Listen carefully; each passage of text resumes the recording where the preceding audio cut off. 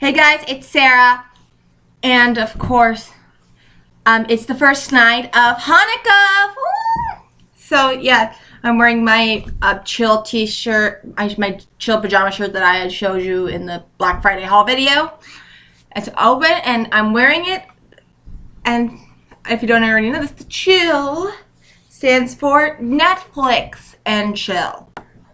Wait, what? I'm just joking. I'm kidding. Yeah, of course. So, speaking of Netflix and chill, and of course viral trends, I would like to talk about like the viral trends that have been going on that I've been seeing and for the past few months and all that.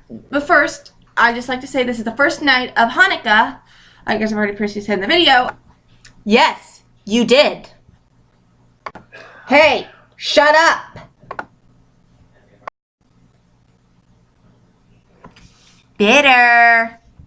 And of course, how you could survive Hanukkah, like all 8 nights and all that. I mean, this is all for the Jews of the world. I mean, I'm from Jewish descent, so obviously I celebrate Hanukkah. And this is what I got for the first night. Amazon gift cards.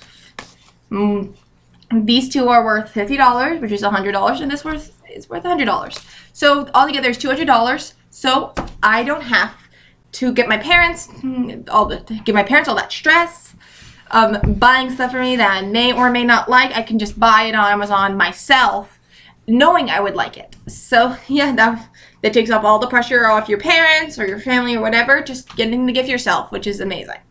So yeah, for 8 nights, these are my gifts for all 8 nights. So this is awesome. Okay, now back to viral trends. And so as I said, like before, Netflix and chill, I had just found out what it really means a few months ago. I think a month ago, So that was pretty strange for me because I had heard Netflix and chill a bunch of times. And I had originally thought, I mean, this is so embarrassing, but I'm saying this because I want to say it to the viewers out there who may have didn't know what Netflix and chill meant or whatever, and have just felt so dorky when they found out or so stupid. So give this video a thumbs up if you had no idea what Netflix and chill meant. I had no idea what Netflix and chill meant. Maybe before this video or before a certain period of time. Like, I don't know. Like, I had the longest time I thought Netflix and chill meant it as a literal form. Like, you get a bunch of friends in your house, you hang out with a bunch of friends and you watch Netflix. That's what I thought it meant. Like, it's like, hey, you text a friend, hey, you want to Netflix and chill? And it's like, yeah, like you come over, your friends come over your house or whatever, your boyfriend comes over your house, whatever. And you watch Netflix together, and that's about it. I did not, and then I recently found out that, like, I think I recently looked up online what Netflix and chill was, and it meant having sex while you're Netflix in the background or just plain having sex. Like, and I felt so embarrassed. Like, it was just like, oh my god, I'm a journalism major. I'm supposed to know this. Like, what the hell? I felt like it's such a dork. But, I'm thumbs up if you've also felt that way after finding out what that meant.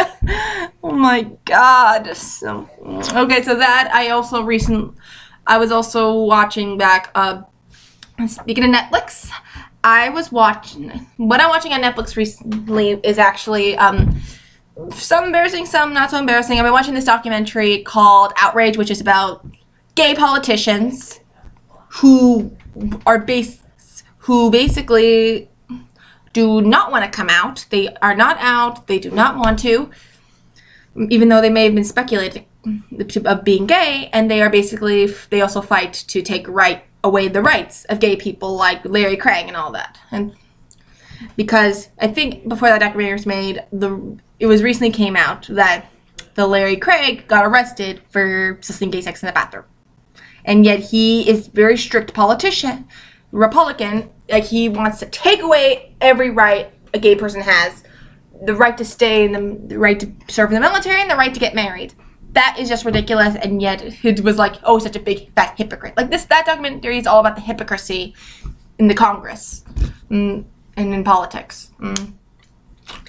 Yeah, so that. And of course, what else I'm watching on Netflix is also that show on Disney Channel, Liv and Maddie. I'm going on season 2 right now. Like, I love that show. I'm not embarrassed to say that. Like, I really like that show. Like, it makes me wonder, like, what if I was a twin? Yeah, my parents don't want to know that. Oh my god. But, you know, whatever. So, yeah. And, of course, another thing I'm watching on Netflix is Once Upon a Time. I love fairy tales. I still do, and I'm an adult. I'm 19 years old. I'm turning 20 in March. But I love the fairy tales, and I have a very dark sense of humor. And I kind of like seeing these fairy tales, like, be turned upside down. I mean, it's so cool that they put fairy tales in this position of, like, very dark themes. And, like, it's like you never thought of it before. Like, Rumpelstiltskin is actually the Beast in Beauty and the Beast. And he doesn't turn into a prince. And how the wolf and Little Red Riding Hood are the same person. And Little Riding Hood is actually also a rebellious teenager. Like, she's like, oh, I just don't want to do this. Yeah, that's kind of like that. And, of course, it's really cool. And Snow White is, like, is also a warrior, like, a very strong, independent warrior where she actually saves the prince and the prince doesn't save her. Like, she's not some damsel in distress. And it's more an equal relationship. Like, I love that. I love that kind of dark kind of thing where it's like, you've never thought of it before. And I mean, it's really cool. Okay, now back to viral trends. I have also, like, on the internet and all that. I have also, like, I think this is a couple years ago, that the guy, John Colbert, he had this viral thing called After Ever After. And this goes back to the fairy tales I was talking about, how it's I like the dark kind of thing. I mean, it was so cool. If he was one of those YouTube comedians who can't sing or purposely can't sing, and he had done that, I mean, it would be totally different. And yet, he is such a great singer, and he did this whole he has such good editing, he did all that. Like, obviously a lot of men don't like to admit that they watch Disney movies, especially Disney princess movies. But the fact that he said, yes, I've watched it, I hated it, it's because it's so cliche, but I'm willing to put that in perspective. Like, I love that. I also watched his medleys of, like, boy bands. I think it's called Boy Band. I just realized that like, he parodied NSYNC. He parodied One Direction, which, like, I think in the parody he did of NSYNC, like, I love NSYNC, I love Justin Timberlake and all that. He actually did that kind of thing where he is like, it's a midlife crisis, like, they're all in the midlife crisis, and Jonas and the One Direction's kind of this manufactured thing, and I love that. I love the manufacture. I do agree that One Direction's more of a brand than an artist. Yeah, I don't count them as actual artists, even though I like their songs. They're good, but I'm just not, whatever. I just imagine a bunch of One Direction fans coming up and just like, go die, go die. Like, seriously? But, you know, whatever. I've seen that before. With Beatlemania and just the Bieber mania, whatever. It's typical. Whatever. I don't really care. So, and of course with he also did Jonas Brothers, which was like, I'm breaking up with you, Disney. Yeah, because they started on the Disney Channel and all that, which is pretty fun. Like, I understand that. And then the last one he did was like the Backstreet Boys, which is like, despite all the prayers that they just break up and leave, they're of course here to stay. And that was like a parody of I Want It That Way, which is one of my favorite songs by the Backstreet Boys, and I love that. Oh my god, it's so cool. But it's a cool song, and I love that. I'm not saying I like boy bands in general. I like any artist that is just good, talented, and is not a manufactured brand. Like, I like Green Day, I love Nirvana, I love Michael Jackson, Madonna. Like, I'm very much open to all types of genres, except I've heard jazz and classical, not just exactly. Like smooth jazz and jazz, classical, not exactly my type. Okay. So yeah, After, I recently talked about the Nicole Arbor thing, and yeah, if you want to, the link it is in the description of, or you can link a description of my Nicole Arbor video. So I'll talk about, because I already talked about that. I'm also like very into Shane Dawson. I talked about that before, and I still love him. Still love Shanae. It's so cool. It's so amazing. And like, I want to do some videos of him based on what he does, which is like tasting weird foods, like tasting like Kylie Jenner, the donuts, whatever. And I've also been watching his old parody of Christmas Cash by Fred. And I've been watching Lucas for a while, so yeah, I love that channel. And I don't watch Fred anymore. I'm kind of a little bit sad that Fred doesn't do anything. Like, Fred is kind of literally dead. Like, he's mentioned, but he's not existent anymore.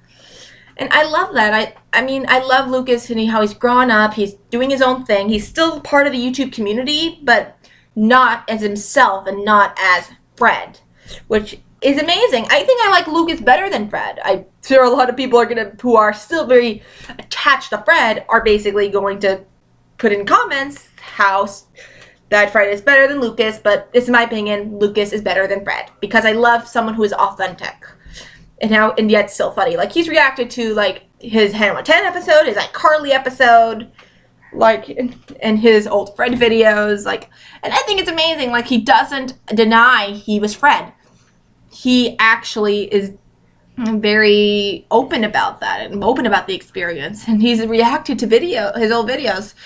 And he makes it. It's great, even though it's part of your teens. You barely want to remember being 13, but it's great that he doesn't deny that, because that's kind of, he's like, this is what got me, or this is how you know me, but this is who I am. And I love that so much. I love that he's so open, and like, I love that. And I mean, it's such incredible. I love YouTube. I love Tyler Oakley. Like I said, that Jenna Marbles. It's so amazing.